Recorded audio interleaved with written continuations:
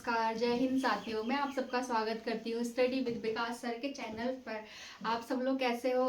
अच्छे से पढ़ाई कर रहे हो ना? सब सही चल रहा है ना आप लोगों का? ठंड हो गई है थोड़ा, फिर भी पढ़ाई तो करनी पड़ेगी। वैसे तो मैं आप लोगों को बोल रही हूँ, मैं खुद बहुत बड़ी वाली आलसी हूँ, लेकिन करती हूँ कोशिश कि आलस कम रहे, पढ़ाई पर ज़्यादा फोकस करूँ और आप लोगों को अच्छे से पढ़ाऊँ। और हमारे 2 चैनल भी चल रहे हैं, आप लोगों को पता है। एक विकास सर पढ़ा रहे हैं, हिस्ट्री पढ़ाते हैं, ज्योग्राफी पढ़ाते हैं। आरती मैम पढ़ा रही हैं, हिस्ट्री पढ़ा रही है उत्तराखंड की, अच्छे से पढ़ा रही है, अच्छे से समझाती भी हैं वो। सर तो और भी अच्छा पढ़ाते हैं, मतलब सब अच्छे ही पढ़ाते हैं, आपको तो पता ही है बाकी सब। अब चलो, हमारा चल रहा था अल्मोड़ा।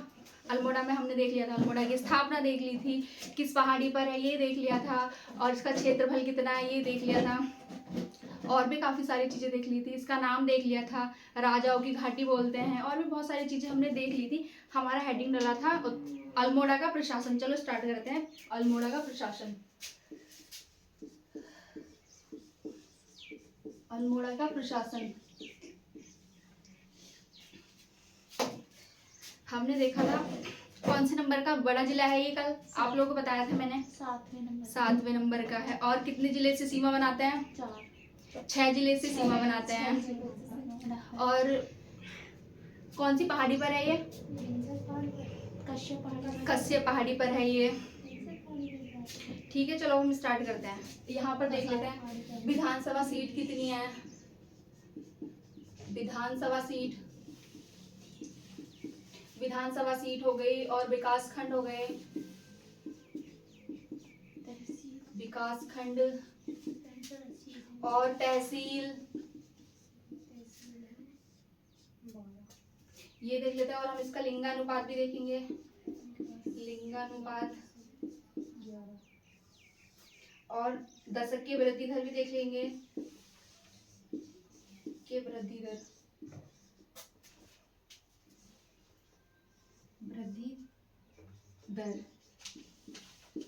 चलो देखते हैं हम ये सारी चीजें की। विधानसभा सीट कितनी है यहाँ पे? 6। विकासखंड, विकासखंड यहाँ पे कितने हैं? 11। तहसील कितनी है यहाँ पे? 12। लिंगानुपात है 1139। ये ना 1139 का लिंगानुपात। और दशक की वृद्धि दर 1.28 है ना? 1.28, 1139 लिंगानुपात है। और ये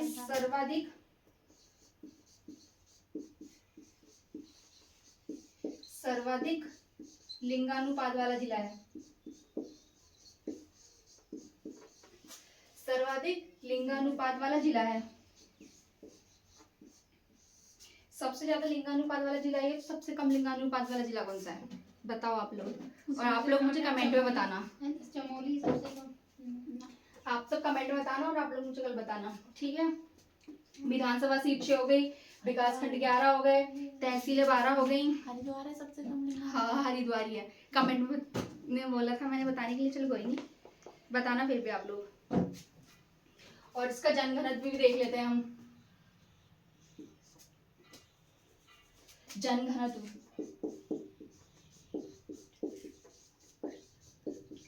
जनघनत्व कितना है इसका?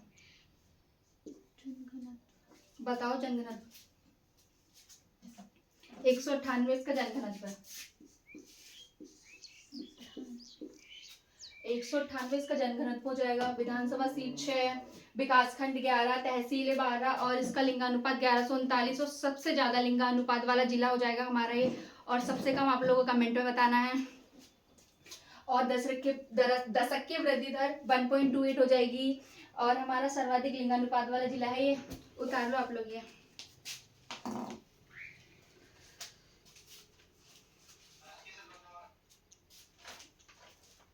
उतारिया?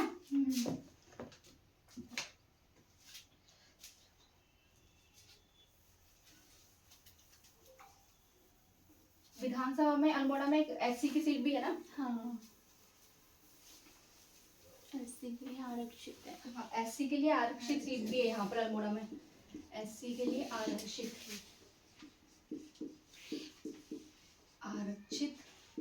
सीट अल्मोड़ा के सोमेश्वर में।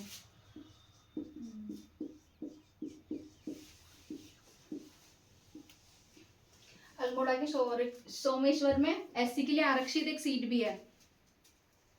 अब हम यहाँ पे देख लेते हैं नदियाँ क्या क्या, मतलब कौन सी नदियाँ बहती है और क्या है। कोसी नदी बहती। हाँ, नदियाँ देख लेते हैं।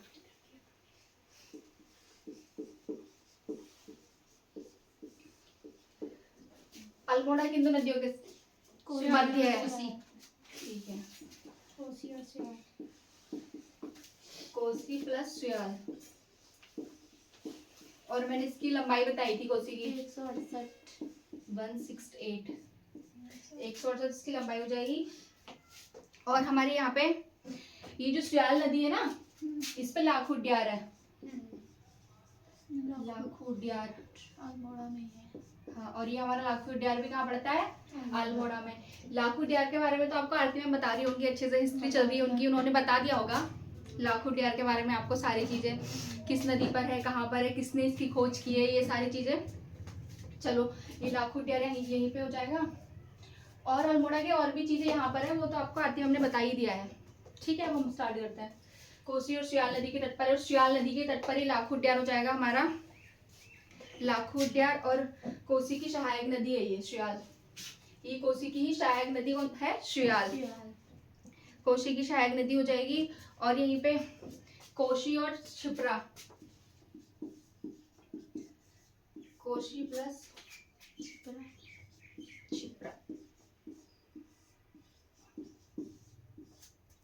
कोसी प्लस क्षिप्रा नदी है, भी हमारी अल्मोड़ा में ही है। और इसके इन दोनों के संगम पर हमारा खैराना नामक स्थान पड़ता है। खैराना,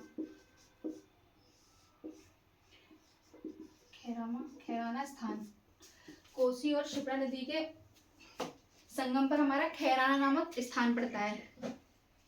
ठीक है, और यहाँ पे ये जो क्षिप्रा नदी है ना, क्षिप्रा नदी, इसी के किनारे हमारा कैंची धाम है। कैंची धाम किस नदी के किनारे है, क्षिप्रा नदी के किनारे कैंची धाम है। और ये जो क्षिप्रा नदी है ना, ये उल्टी बहती है। क्षिप्रा नदी कैसी है, उल्टी बहती है क्षिप्रा नदी। और इसी के किनारे पे कैंची धाम है। और कैंची धाम कहाँ पड़ता है हमारा, और कैंची धाम हमारा पड़ेगा नैनीताल में। और इसके बारे में पूरी अच्छे से मैं आपको नैनीताल में बताऊंगी, जब नैनीताल जिला पढ़ाऊंगी ना आप लोगों को तब। अभी तो खाली हम जान लेते हैं कि ये कहाँ पर है, नैनीताल में।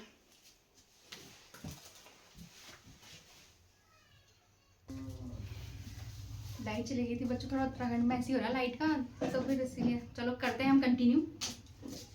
हमने ये देखा था अल्मोड़ा की नदियाँ चल रही थी, कोसी और स्याल नदी के मध्य हमारा अल्मोड़ा हो जाएगा। और जो कोसी नदी है इसकी लंबाई हमारी 168 हो जाएगी। स्याल नदी के तट पर ही हमारा लाखू उद्यार पड़ता है, लाखू उद्यार पड़ता है। और कोसी और क्षिप्रा के नदी के संगम पर हमारा खैराना नामक स्थान हो जाएगा। कोसी प्लस क्षिप्रा के संगम पर हमारा खैराना नामक स्थान हो जाता है। और यहीं पर क्षिप्रा नदी जो है, यहाँ पर कैंची धाम है, और जो कैंची धाम है हमारा वो नैनीताल में पड़ता है। और जो क्षिप्रा नदी है वो उल्टी बहती है। क्षिप्रा नदी हमारी कैसे बहती है, उल्टी बहती है। चलो आगे देख लेते हैं। उतार लिया आप लोगों ने ये, ठीक है।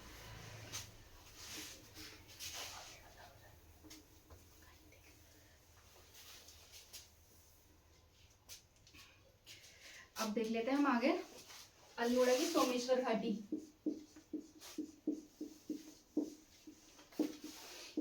अल्मोड़ा की सोमेश्वर घाटी, सोमेश्वर घाटी। और अभी मैंने आपको बताया भी था अल्मोड़ा में सोमेश्वर क्या है, एससी के लिए आरक्षित सीट है सोमेश्वर में। और ये हमारे अल्मोड़ा में सोमेश्वर घाटी है। और इसी को हम कहते हैं, सोमेश्वर घाटी को, कुमाऊं का धान का कटोरा। कुमाऊं का धान का कटोरा,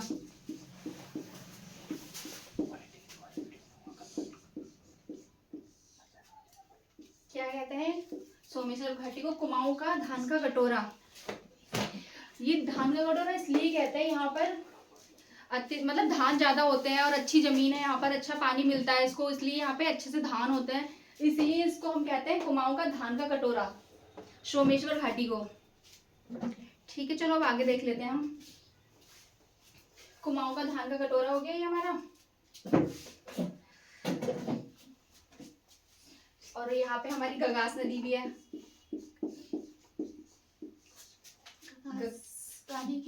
गगास नदी, हाँ गगास नदी। वीनू नदी भी हमारी यहीं पे है, अल्मोड़ा में। कोसी नदी, गगास, वीनू, कोसी,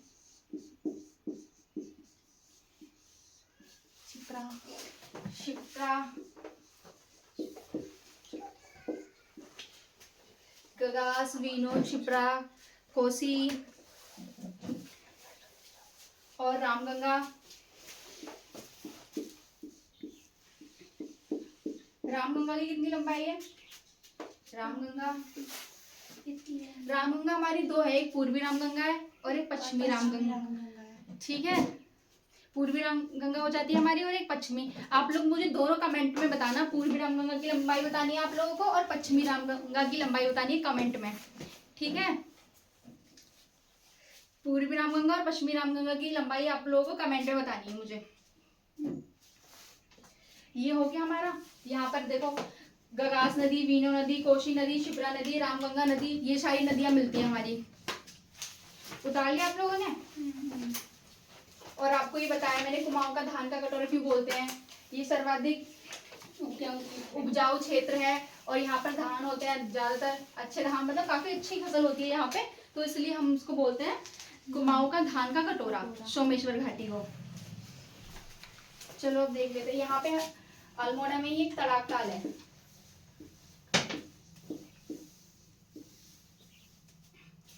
अल्मोड़ा में हमारा तड़ाक ताल पड़ता है और ये हमारा, इसमें 5 सुरंग है, 5 सुरंग वाला ताल।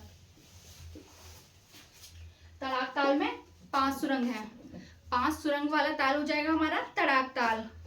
और वर्तमान में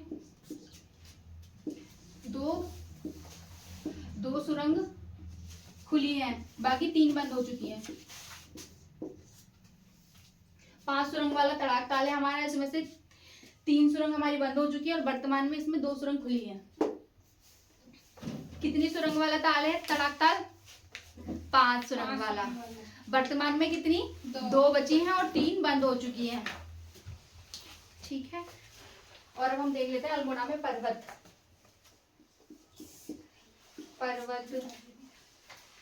फॉल, अल्मोड़ा के पर्वत और फॉल। अल्मोड़ा के पर्वत और फॉल देख लेते हैं हम। यहाँ पे हमारे यहाँ पे एक ताल है तड़ाक ताल, 5 सुरंग वाला ताल हो जाता है ये।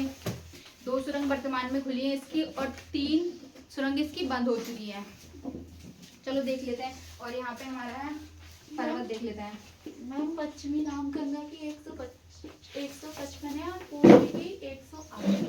अच्छा चलो ठीक है, मैंने आप लोगों से पूछा था ना पूर्वी रामगंगा और पश्चिमी रामगंगा।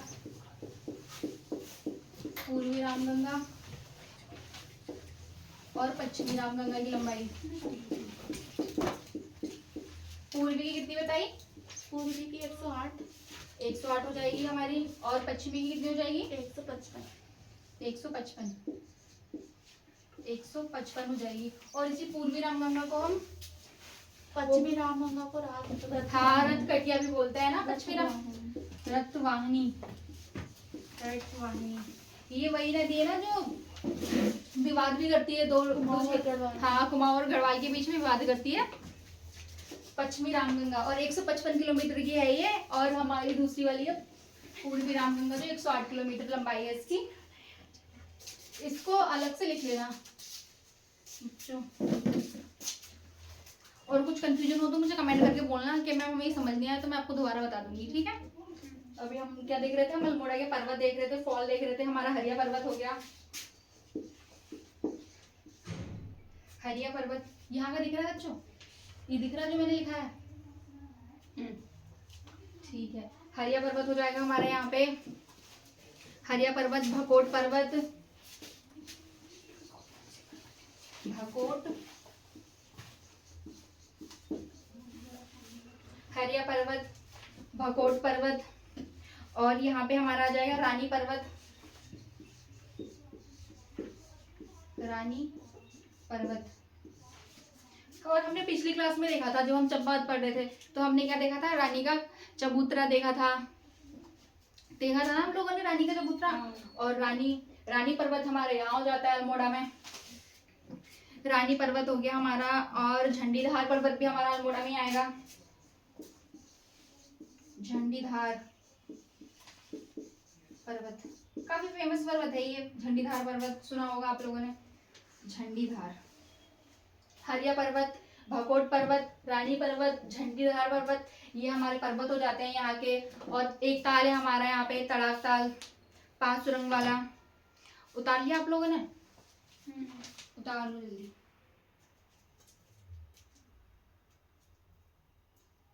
चलो हो गया होगा अब तक तो आपका। चलो अब हम और आगे देखते हैं।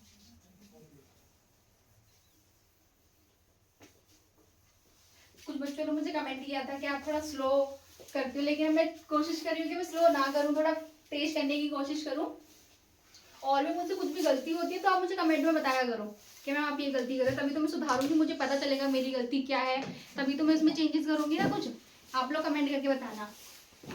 हमने अभी देख लिया था हरिया पर्वत, भकोट पर्वत और रानी पर्वत, ये हमने 3 पर्वत देख लिए थे। और अब हम यहाँ पे देख लेते हैं, ढोकाने फॉल है एक, ढोकाने फॉल,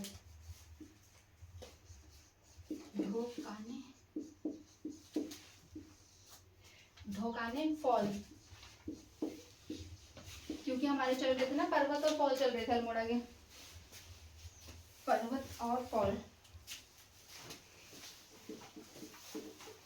पर्वत और फॉल। तो हमारे यहाँ पे हो जाएगा ढोकाने वाटरफॉल हो जाएगा, ढोकाने वाटरफॉल, वाटरफॉल। ढोकाने जो वाटरफॉल है वो हमारा यहाँ पर अल्मोड़ा और नैनीताल के सीमा पर आता है। अल्मोड़ा प्लस नैनीताल के बीच ढोकाने वाटरफॉल जो है हमारा अल्मोड़ा और नैनीताल के बीच आता है। एक साइड से हमारा ये हो जाता है, एक साइड से अल्मोड़ा और एक साइड से नैनीताल, इन दोनों के बीच में हमारा क्या आता है, वाटरफॉल आता है। जैसे कि ये हो गया हमारा अल्मोड़ा और ये हो गया हमारा नैनीताल, और इसके जो बीच में है ना, यहाँ पर ये वाटरफॉल है। ठीक है, यहाँ पर क्या हो जाएगा, ये वाटरफॉल हो जाएगा। ढोकाने वाटरफॉल किन दो के बीच में है, अल्मोड़ा, हाँ अल्मोड़ा और नैनीताल के बीच में हमारा ये आ जाएगा। और हमारा यहाँ पर एक वो भी है झरना, रुद्रधारी झरना। क्या देखेंगे हम यहाँ पे, रुद्रधारी झरना। वैसे तो इसके नाम से हमें पता चल रहा है ये कैसा झरना होगा, रुद्रधारी, एकदम रुद्र रूप वाला झरना होगा ये, तभी तो इसका नाम क्या रखा गया है, रुद्रधारी झरना। क्योंकि काफी सारी वो निकल रही होगी ना इसमें से धाराएं, तभी इसका नाम हमने क्या रखा है, हमने नहीं रखा सॉरी, मतलब तभी इसका नाम रुद्रधारी झरना पड़ा है, रुद्रधारी झरना। और ये हमारा है कोसानी। कोसानी तो आप लोगों को पता ही, बागेश्वर में पड़ता है, मैंने आपको बताया था। कोसानी और अल्मोड़ा के रूट पर, कोसानी प्लस अल्मोड़ा, कोसानी और अल्मोड़ा के रूट पर, रूट, ठीक है। रुद्रधारी झरना कोसानी और अल्मोड़ा के रूट पर पड़ता है। किस पर पड़ता है, अल्मोड़ा और बागेश्वर के रूट पर हमारा क्या पड़ता है, रुद्रधारी झरना। हो गया, एक बार हम इसको रिवाइज कर लेते हैं। ढोकाने वाटरफॉल हमारा अल्मोड़ा में है, जो अल्मोड़ा और नैनीताल के बीच में पड़ता है। ढोकाने वाटरफॉल किसके बीच में पड़ता है, अल्मोड़ा और नैनीताल के बीच में पड़ता है। और हमारा यहीं पर अल्मोड़ा में है रुद्रधारी झरना, जिसके नाम से पता चलता है कि काफी रुद्र और काफी बड़ा रहा होगा ये, मतलब है जो भी, ठीक है। और ये हमारा कोसानी और बागेश्वर के रूट पे जब हम जाते हैं ना, वो आसानी से ऐसे होते उस टाइम उस रोड पर पड़ता है, हमारे रास्ते में देखने को मिलता है रुद्रधारी झरना, बागेश्वर और अल्मोड़ा रोड पर। ठीक है, हम यहाँ पे देख लेंगे घाटियाँ, क्या क्या घाटियाँ अल्मोड़ा में। उतार लिया होगा आप लोगों ने ये। चलो अब दोबारा से हेडिंग डालते हैं घाटियाँ। क्या देखेंगे हम? अल्मोड़ा की घाटियाँ, अल्मोड़ा की घाटियाँ।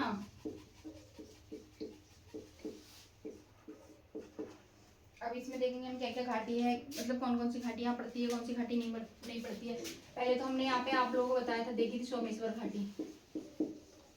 सोमेश्वर घाटी मैं दोबारा इसलिए लिख रही हूँ, आप लोग जितनी बार इसको सुनोगे आपको उतना ज्यादा याद होगा। इसी को हमने अभी देखा था, कुमाऊं का धान का कटोरा कहते हैं इसको, अभी मैंने आप लोगों को बताया था।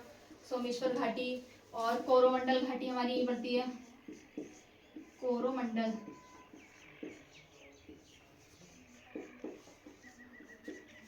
सोमेश्वर घाटी, कोरोमंडल घाटी और सिमल खेत घाटी,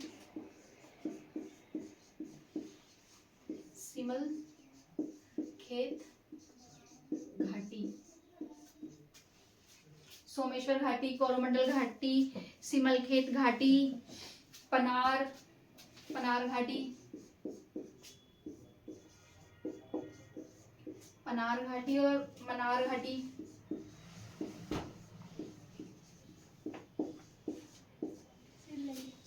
पनार घाटी, मनार घाटी और शिमला खेत घाटी। और हमारी यहीं पे अभी हम इतनी एक वो पड़ती है पांडुखोली गुफा,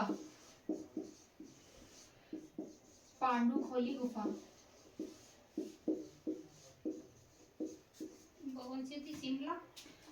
कौन सी? ये वाली सिमल खेत घाटी। हाँ, शिमला नहीं होगा, सिमल खेत। सिमल खेत घाटी, पनार घाटी और मनार घाटी, पनार घाटी और मनार घाटी और पांडुखोली गुफा पड़ती है हमारी। और ये जो गुफा है ना, अभी जब मैं द्वाराहाट पढ़ाऊंगी, द्वाराहाट में पड़ती है। द्वाराहाट में फिर इसको हम एक बार और देख लेंगे। ये हमारी द्वाराहाट में पड़ती है पांडुखोली गुफा। पांडुखोली गुफा हमारी कहाँ पड़ेगी? द्वाराहाट में। अभी हम पढ़ेंगे ना ये, तो इसके बारे में और अच्छे से जान लेंगे। पांडुखोली गुफा एक और रिवाइज कर लेते हैं। सोमेश्वर घाटी, कोरोमंडल घाटी, शिमला खेत घाटी, पनार घाटी, मनार या मनान भी इसको बोलते हैं, मनार या मनान घाटी, पांडुखोली गुफा जो हमारी द्वाराहाट में पड़ती है। उतारिए आप लोगों ने, जितना ज्यादा पढ़ेंगे उतना ज्यादा याद होगा। एक बार और रिवाइज कर लेते हैं। सोमेश्वर घाटी, सिमल खेत घाटी, मनार घाटी, पनार घाटी और शिमला खेत घाटी, कोरोमंडल घाटी, ये सारी घाटियां हो चुकी है। अब हम आगे देखते हैं।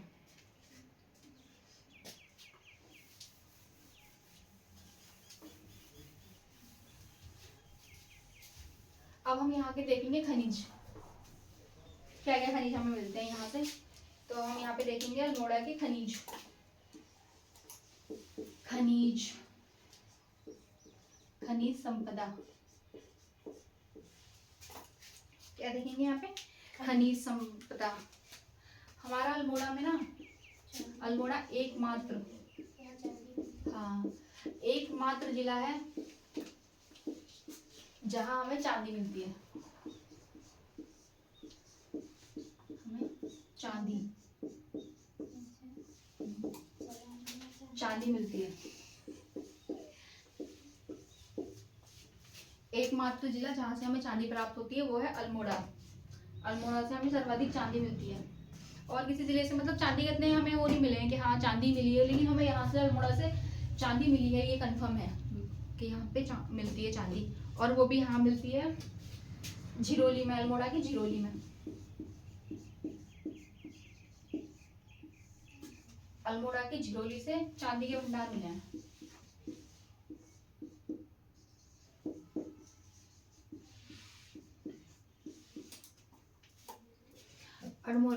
अल्मोड़ा के झिरोली से चांदी मिली है, चांदी प्राप्त हुई है। नहीं, अल्मोड़ा के जो झिरोली है ना, हमें यहाँ से चांदी नहीं मिली है, हमें यहाँ से तांबा की मिली है, तांबा। सॉरी, चांदी नहीं होगी, यहाँ पे होगा तांबा। चांदी हमें मिली है अल्मोड़ा से, ये तो कंफर्म है मिली है, लेकिन हमें और भी चीज मिली है ना यहाँ से, हम खनिज देख रहे हैं यहाँ पे। तो हम यहाँ पे हमें मिला है तांबा। तांबे की वो मिली हमें यहाँ से खाने। झिरोली क्षेत्र से तांबा, और एक चीज और मिली है मैग्नीशियम, मैग्नेसाइड होता है ना वो, मैग्नेसाइड। मैं कुछ गलत लिखती हूँ या कुछ भी गलत बोलती हूँ तो कमेंट करके बोला करो कि मैम ये गलत बोला आपने, तो मैं उसको सुधारने की कोशिश करूंगी। वैसे तो मैं कोशिश करती हूँ गलत ना बोलूँ, फिर भी होता ही है, कुछ ना कुछ मिस्टेक हर किसी से होती है, तो इसलिए आप मुझे बता दिया करो। मैग्नेसाइड हो गया, तांबा और मैग्नेसाइड का उत्पादन होता है, उत्पादन।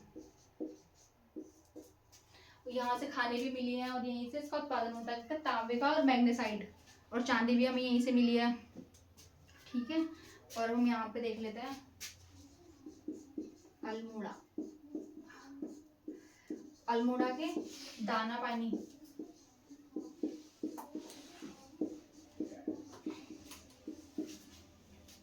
अल्मोड़ा के दाना पानी से और चौखुटिया क्षेत्र से, दाना पानी हो गया और चौखुटिया,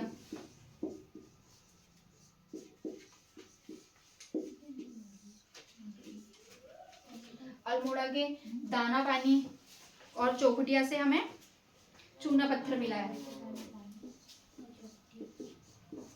चूना पत्थर, चूना पत्थर प्राप्त हुआ है, मिला है। अल्मोड़ा के दाना पानी और चौखुटिया से, दाना पानी और चौखुटिया क्षेत्र से हमें क्या मिला है, चूना पत्थर, और झिरोली से हमें तांबे और मैग्नेसाइट की खाने मिली है, उत्पादन होता है इसका, और एकमात्र जिला है जो जिसमें चांदी मिलता है, और किसी जिले में हमें चांदी देखने को नहीं मिलता है, चांदी सिर्फ हमें अल्मोड़ा में मिलता है। और बाकी जो है चूना पत्थर ये हमें देहरादून, चमोली और काफी क्षेत्रों से मिलता है, काफी जिलों से मिलेगा हमें ये तो चूना पत्थर, लेकिन एकमात्र जो ये है ना चांदी, बस ये यही मिलता है। उतार लिया आप लोगों ने? चूना पत्थर के भंडार मिलते हैं यहाँ से, क्या मिलता है, भंडार, भंडार। झिरोली से तांबा और मैग्नेसाइट की खाने मिली है हमें, ठीक है, और चूना पत्थर जो हमें मिला है दाना पानी और चौखुटिया से मिला है। उतार लिया होगा आप लोगों ने, ये उतार लो। बड़े फास्ट हो रहे हैं आप लोग, बड़ी जल्दी। मैं लिखती नहीं हूँ, मेरे साथ साथ उतारने लग जाते हो क्या आप लोग? बड़ी फास्ट उतार लेते हो, सही बात है, चलो सही है, अच्छा है, नहीं तो छूट जाए कुछ, छूटता है तो पूछ भी लिया करो आप लोग भी, क्या मैम ये छूट गया हमारा, मैं रुक जाया करूँगी आप लोगों के लिए, बट बोला करो ना, तभी तो मुझे पता चलेगा, जब मुझे बताओगे नहीं तो पता कैसे चलेगा कि लिखा है या नहीं लिखा है आप लोगों ने। चलो अब यहाँ पे हमारा ना एक विंशर वन्यजीव विहार है, विंशर वन्यजीव विहार,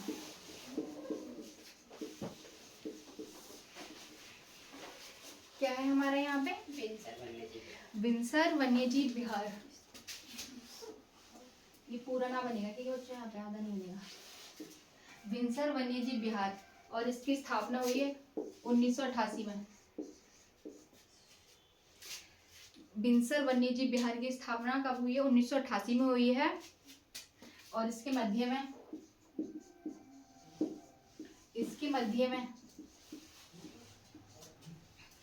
इसके मध्य में हमारा एक पॉइंट पड़ता है, उस पॉइंट का नाम, उसको बोलते हैं जीरो पॉइंट, जीरो पॉइंट नामक स्थान, जीरो पॉइंट नामक स्थान हमें यही विंशर वन्यजीव विहार से में मिलता है। जीरो पॉइंट नामक स्थान कहाँ मिलेगा हमें, विंशर वन्यजीव विहार में, और इसका क्षेत्रफल है हमारा, और इसका क्षेत्रफल हो जाएगा हमारा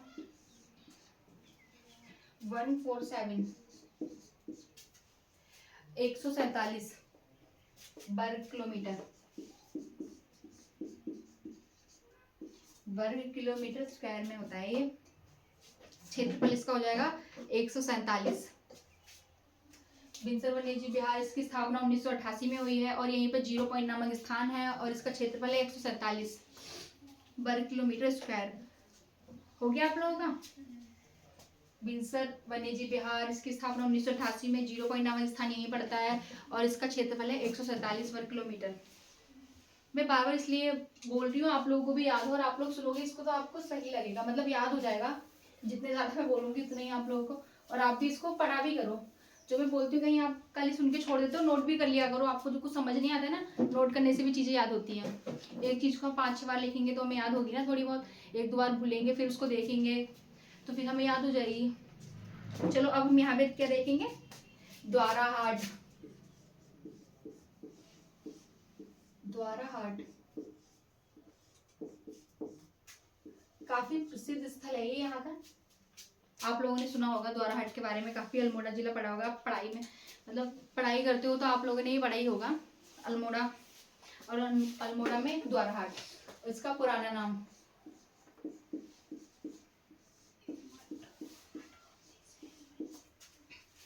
द्वारा हाट है हमारा, और इसका पुराना नाम हमारा हो जाएगा लखनपुर। लखनपुर। इससे पहली क्लास में हमने देखा था लखनपुर बैराट भी यहीं पे पड़ता है। लखनपुर बैराट क्षेत्र भी हमारा यहीं पड़ता है। पाली बचाओ क्षेत्र भी हमारा यहीं पड़ता है, हमने देखा था पिछली क्लास में। पुराना नाम क्या हो जाएगा इसका, लखनपुर। पुराना नाम हो जाएगा द्वारा हाट का। और अब इसके नाम देख लेते हैं। इसके बहुत सारे नाम हैं। इसको बोलते हैं उत्तराखंड का खजुराहो। उत्तराखंड का खजुराहो। खजुराहो, उत्तराखंड का खजुराहो। मीठी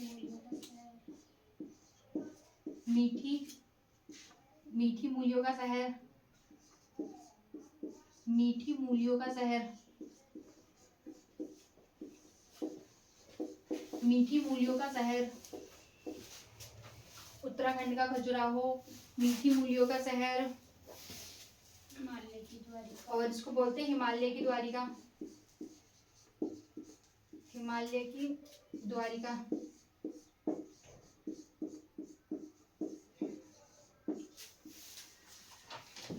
उत्तराखंड का खजुराहो, मीठी मूलियों का शहर, हिमालय की द्वारिका, ये सारे इसके हमें नाम देखने को मिलते हैं।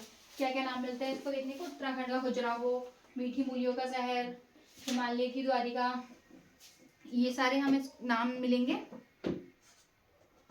और हम यहाँ पे आगे देखते हैं इसमें हिमालय की द्वारिका, उत्तराखंड का खजुराहो, मीठी मूलियों का शहर, और पुराना नाम इसका हमारा लखनपुर।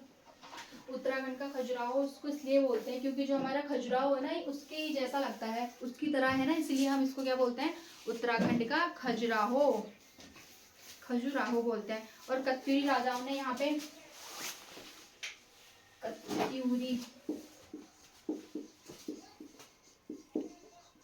कत्यूरी राजाओं ने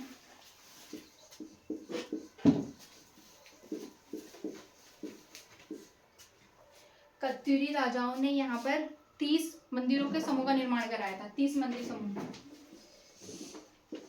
30 मंदिर समूह। मंदिर समूह दिख रहा है यहाँ तक का जो मैंने लिखा है। कत्यूरी राजाओं ने यहाँ पर 30 मंदिर समूह का निर्माण करवाया था। क्या करवाया था, निर्माण कराया था। और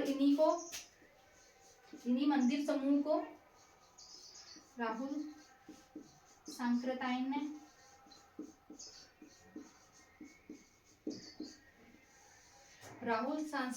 जी ने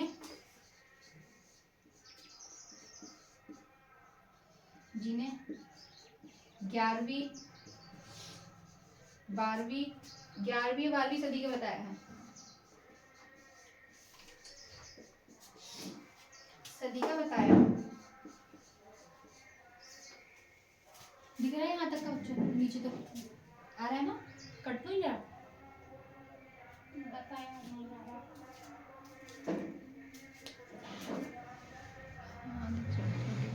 चलो दिख रहा है। राहुल सांकृत्यायन जी ने 11वीं और 12वीं सदी का बताया था। 11वीं से 12वीं शताब्दी का बताया है। एक बार और देख लेते हैं इसको। पुराना नाम इसका लखनपुर है, मीठी मूलियों का शहर, उत्तराखंड की द्वारिका, हिमालय की द्वारिका, और ये उत्तराखंड का खजुराहो, ये सब इसके नाम है। और यहीं पे कत्यूरी राजाओं ने ना 30 मंदिर समूह का निर्माण कराया था, और जिसको राहुल संस्कृतायन जी ने 11वीं से 12वीं सदी का बताया है। 11वीं से 12वीं शताब्दी का बताया है। ठीक है, उतार लो आप लोग इसको।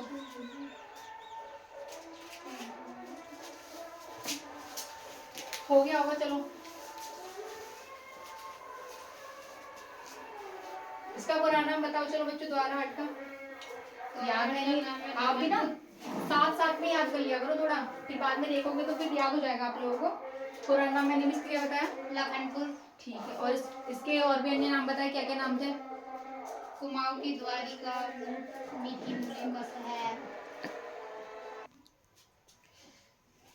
हमने इसके नाम देख लिए थे, पुराना नाम इसका क्या बताया था अभी आप लोगों को? लखनपुर। लखनपुर। और इसे उत्तराखंड की द्वारिका, मीठी मूलियों का शहर, और उत्तराखंड का खजुराहो, ये सब हमने देख लिया था। और यहीं पे अब और चीजें देख लेते हैं, अन्य चीजें। यहाँ पर 3 मंदिर वर्ग हैं, 3 वर्ग के मंदिर हैं यहाँ पे, 3 वर्ग के मंदिर। 3 वर्ग के जो मंदिर है ना, उसमें पहला है कचहरी। कचहरी, कचहरी। दूसरा हो जाएगा हमारा रतनदेव, और तीसरा हो जाएगा मनिहाल।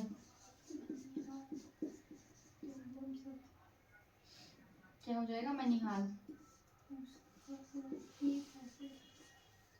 कचहरी, रतनदेव, मनिहाल, ये 3 वर्ग के मंदिर, मतलब जो हमारे जो 30 हमने देखे थे ना, इसमें 30 मंदिरों का समूह है यहाँ पे। तो मतलब काफी सारे मंदिर हैं, 30 यहाँ पे काफी हो गए 30। ठीक है, तो उसमें जो 3 वर्ग के मंदिर आते हैं, पहला कचहरी आता है, दूसरा रतनदेव मंदिर आता है, और तीसरा मनिहाल। ठीक है, ये 3 हो गए। और इसमें अब हम आगे देख लेते हैं सबसे बड़ा, यहाँ जो 30 मंदिरों का समूह है, इसमें सबसे बड़ा मंदिर, सबसे बड़ा मंदिर, इन सब में सबसे बड़ा मंदिर, सबसे बड़ा मंदिर आ जाएगा गुज्जर देव।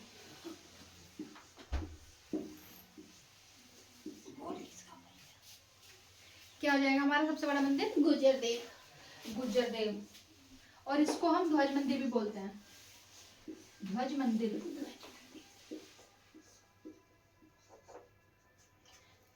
गुज्जर देव को ही हम क्या बोलते हैं? ध्वज मंदिर। गुज्जर देव को ही हम लोग बोलते हैं ध्वज मंदिर। और यहीं पर हमारे वो हैं केदारनाथ मंदिर, केदारनाथ मंदिर, और बद्रीनाथ मंदिर, बद्रीनाथ मंदिर, केदारनाथ मंदिर, बद्रीनाथ मंदिर। और इनको बनाया है सुधा देव ने। किसने बनाया है? सुधा देवी। सुधा देव द्वारा बनाए गए। और वैसे आप लोगों को पता होगा, केदारनाथ और बद्रीनाथ हमारे काफी बड़े मंदिर हैं, 4 धामों में आते हैं। लेकिन ये वो वाले मंदिर नहीं है, ये यहाँ पर द्वाराहाट में है ना, जो हमारे 30 समूह है उसमें ही किसी एक का नाम केदारनाथ मंदिर है और एक का बद्रीनाथ मंदिर है, छोटे उसमें। ठीक है, और ये सुधा देव ने बनवाया। और बड़े स्तर पे तो हमारा बद्रीनाथ हमारा चमोली में आ जाता है, और केदारनाथ हमारा रुद्रप्रयाग में आता है। जब हम पढ़ेंगे ना बद्रीनाथ और केदारनाथ, तो उसमें हम देखेंगे बड़े वाले मंदिर जो हमारे 4 धामों में आते हैं।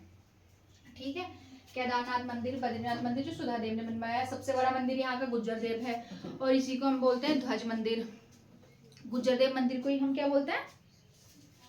ध्वज मंदिर। ठीक है, और चलो अब हम यहाँ पे वो देख लेते हैं। यहाँ पे हम देखेंगे अब, यहाँ पर हमारी एक गुफा पड़ती है, मैंने आप लोगों को बताया था अभी, पांडुकोली गुफा बता दिया था ना मैंने वहीं पे, पांडुकोली गुफा के बारे में, जो यहीं पे द्वाराहाट में पड़ती है। पांडुकोली गुफा कहाँ पड़ेगी? द्वाराहाट में। और इसी गुफा को ना हम त्र्यंबकम गुफा बोलते हैं।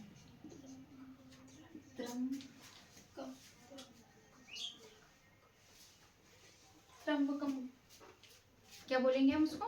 त्र्यम, यह आएगा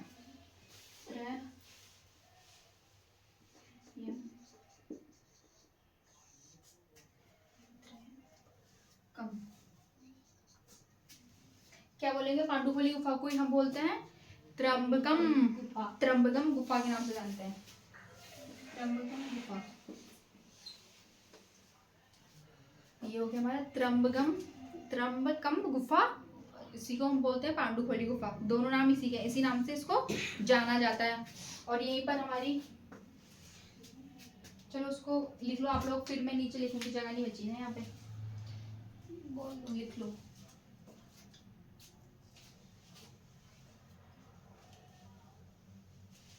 एक और रिवाइज कर लेते हैं। 3 मंदिर का समूह है यहाँ पे, कचहरी देवी, रतन देव, मनिहाल देव, और यहाँ सबसे बड़ा मंदिर है गुजर देव का मंदिर, और उसी को हम बोलते हैं ध्वज मंदिर। और यहीं पे बद्रीनाथ और केदारनाथ मंदिर हैं छोटे छोटे, जो सुधा देव ने बनवाए थे, सुधा देव जी ने बनवाए थे, ठीक है। और यहाँ पे पांडुखोली गुफा है, मैंने आपको पहले ही बताया था। और इस गुफा को क्या बोलते हैं? त्र्यंबकम गुफा। पांडुखोली गुफा को क्या बोलते हैं? त्र्यंबकम गुफा। और यहीं पे हमारी एक और आ जाती है, चलो उसको हटा लेते हैं।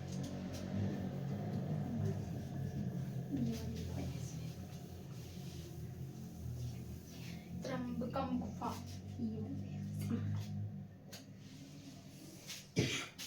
यहाँ पे हमारा है बाबा। यहाँ पे हमारी जो गुफा आएगी वो आएगी महाअवतार बाबा।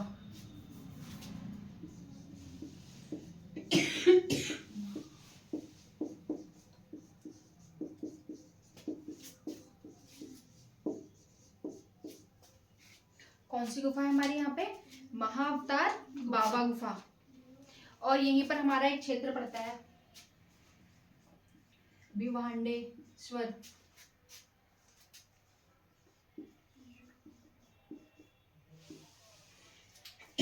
कौन सा क्षेत्र पड़ता है हमारा? भिवांडेश्वर मंदिर। तो यहीं पे हमारा भिवांडेश्वर मंदिर,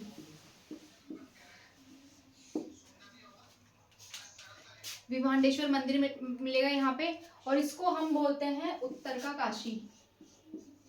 इसी मंदिर को हम क्या बोलते हैं? उत्तर का काशी। उत्तर का काशी, क्योंकि ये जो मंदिर है ना, ये जो हमारा काशी विश्वनाथ मंदिर जो पड़ता है हमारा, ये उसके समान या उसके जैसा लगता होगा, तभी हमने इसको क्या बोल दिया? उत्तर का काशी। काशी वाले मंदिर के समान माना जाता है इस मंदिर को हमारे उत्तराखंड में, इसलिए हम बोलते हैं उत्तर का काशी। भिवांडेश्वर मंदिर को उत्तर का काशी। और यहाँ पर मेला लगता है, जिस मेले को हम बोलते हैं श्यालदे विखोती मेला।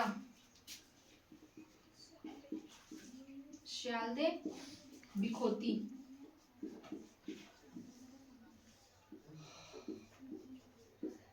कौन सा मेला है? श्यालदे विखोती मेला। और ये मेला हमारा दिन और रात में लगने वाला मेला है। दिन और रात, दिन और रात लगने वाला मेला, दिन और रात में लगने वाला मेला कौन सा है? श्यालदे विखोती मेला। और ये कब लगता है? विषुवत संक्रांति को लगता है। कब लगता है हमारा ये मेला? विषुवत संक्रांति को। विषुवत संक्रांति को लगता है।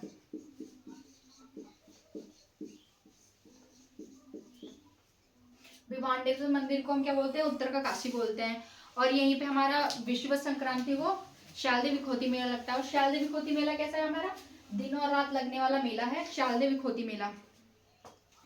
उतारो आप लोग जल्दी इसको।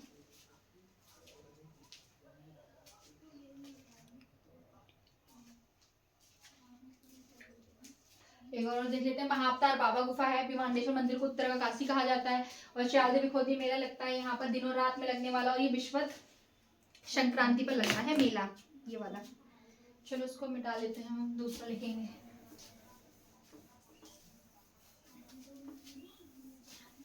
अब नेक्स्ट हम देख लेंगे जागेश्वर।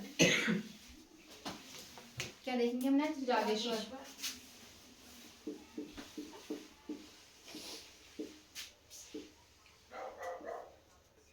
हेडिंग डालो आप लोग भी, जागेश्वर।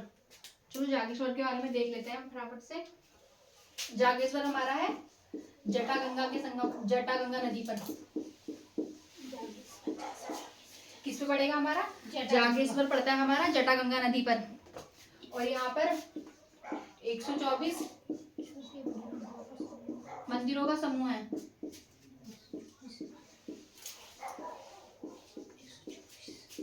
जटागंगा नदी पर है, 124 मंदिरों का समूह है हमारा यहाँ पे। और ये किस शैली में है? ये शैली हो जाएगी हमारी केदार शैली में। केदार शैली में जटागंगा के तट पर होता है, 124 मंदिरों का समूह है और ये इसकी शैली है केदार शैली में। और हम इसको बोलते हैं उत्तराखंड का पांचवा धाम। क्या बोला जाता है ये हमारा? पांचवा धाम। उत्तराखंड का पांचवा धाम इसलिए बोलते हैं क्योंकि यहाँ पर 4 धामों के बाद में यहाँ पर लोग आते हैं ना, तो यहाँ पर आया जाता है, इसलिए इसको हम बोलते हैं उत्तराखंड का पांचवा धाम। यहाँ पर काफी भक्त लोग आते हैं, श्रद्धालु वगैरह यहाँ पे आते हैं जागेश्वर मंदिर में। काफी सुंदर बना है ये जागेश्वर मंदिर, जटागंगा के संगम पर है और यहीं का सबसे बड़ा मंदिर।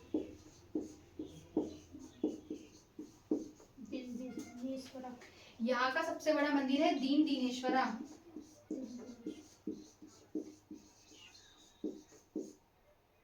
क्या हो जाएगा? सबसे हाईएस्ट मंदिर दीन दीनेश्वरा हो जाएगा। और यहाँ का सबसे प्राचीन मंदिर, सबसे प्राचीन मंदिर, जो प्राचीन मंदिर है वो हो जाएगा हमारा महामृत्युंजय। महामृत्युंजय क्या हो जाएगा? महामृत्युंजय। सबसे बड़ा मंदिर हमारा हो जाएगा दीन दीनेश्वर मंदिर। और यहाँ का सबसे प्राचीन मंदिर जो बहुत पुराने टाइम से है वो हो जाएगा महामृत्युंजय मंदिर। ठीक है, उतारो आप लोग उसको फटाफट। जटागंगा के संगम पर 124 मंदिरों का समूह, उतारो आप लोग जल्दी बच्चों। जटागंगा के संगम पर हो जाता है। एक बार रिवाइज कर लेते हैं। जटागंगा के संगम पर 124 मंदिरों का समूह है। शैली है इसकी केदार शैली और उत्तराखंड का पांचवा धाम माना जाता है। और यहाँ का सबसे बड़ा मंदिर दीन दीनेश्वर मंदिर हो जाएगा और सबसे प्राचीन मंदिर हो जाएगा हमारा महामृत्युंजय मंदिर। ठीक है, चलो अब आगे लिखते हैं आगे का। और ये मंदिर शालिवाहनों ने बनवाया था।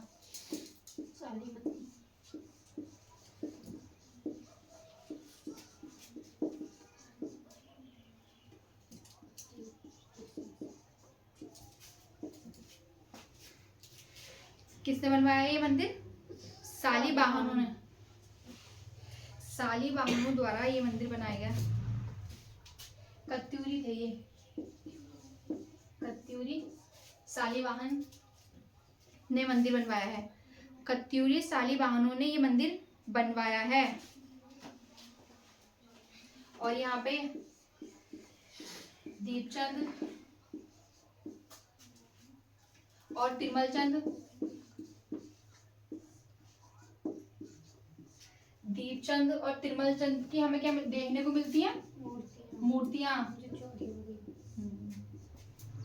मूर्तियां दीपचंद और तिरमलचंद की यहाँ पर हमें क्या देखने को मिलती है? मूर्तियां। जब हम यहाँ जाते हैं ना मंदिर, तो बाहर से हमें ना, मंदिर के बाहर ये 2 मूर्तियां लगी हैं, एक ये वाली दीपचंद की और एक तिरमलचंद की।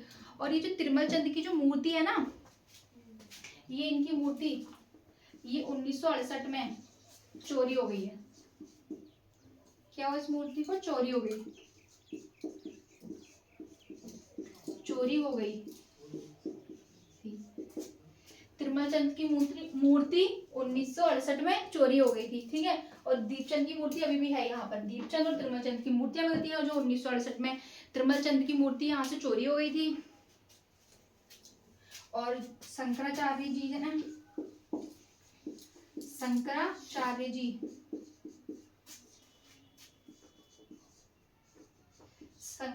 जी ने ये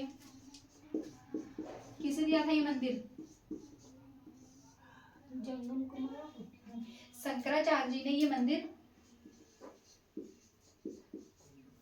कुमार जंगम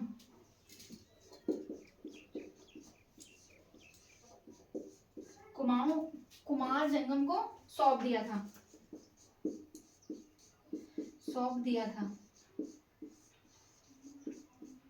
शंकराचार्य जी ने ये मंदिर कुमार जंगम को सौंप दिया था। मतलब ये जंगम लोग कहाँ के होते हैं, आप लोगों को बताया था पहले, केरल में। हाँ, जंगम ब्राह्मण लोग जो होते हैं ना, वो केरल के होते हैं। वहाँ पे जंगम इनकी कोई वो रही होगी जाति, या कुछ भी बोल सकते हैं इस टाइप से। तो ये जंगम लोग ही ये मंदिरों के वो करते हैं, ठीक है। तो शंकराचार्य जी ने ये मंदिर कुमार जंगमों को सौंप दिया था। कुमार जंगम को सौंप दिया था।